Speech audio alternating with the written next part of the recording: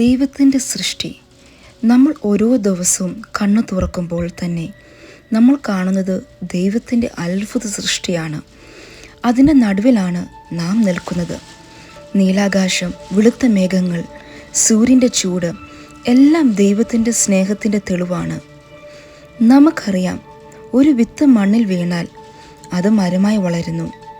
ഒരു കുഞ്ഞ് ജനിച്ചാൽ അത് സ്നേഹത്തിൻ്റെ രൂപമായി വളരുന്നു. ഇത് എല്ലാം മനുഷ്യൻ്റെ ബലമോ ശക്തിയോ ബുദ്ധിയോ ഒന്നുമേ അല്ല, സൃഷ്ടാവിൻ്റെ കരുതലാണ്. ആ കരുതലിലാണ് ഒരർത്ഥമുണ്ട്, ഒരു ഉദ്ദേശവുമുണ്ട്. നമ്മൾ പലപ്പോഴും പ്രശ്നങ്ങളായി വിഷമിക്കുമ്പോൾ പോലും പ്രകൃതിയെ നോക്കിയാൽ ഒരു ആശ്വാസം ലഭിക്കും.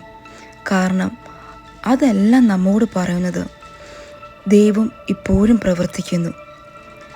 നമ്മുടെ ശ്വാസം പോലും അത് ദൈവത്തിൻ്റെ കരുണയാണ്. കാരണം ദൈവം നമ്മളെ സ്നേഹിക്കുന്നു. ദൈവത്തിൻ്റെ അത്ഭുത സൃഷ്ടിയുമാണ്. അതുകൊണ്ട് ഇന്ന് നമുക്ക് ഒരു നിമിഷമെടുത്ത് ദൈവത്തിൻ്റെ അത്ഭുത സൃഷ്ടിയെ കാണാം, നന്ദിയോടെ ജീവിക്കാം. നമ്മൾ സൃഷ്ടിക്കപ്പെട്ടത് യാദൃച്ഛ്യമല്ല, ഒരു ദൈവിക പദ്ധതിയുടെ ഭാഗമാണ്.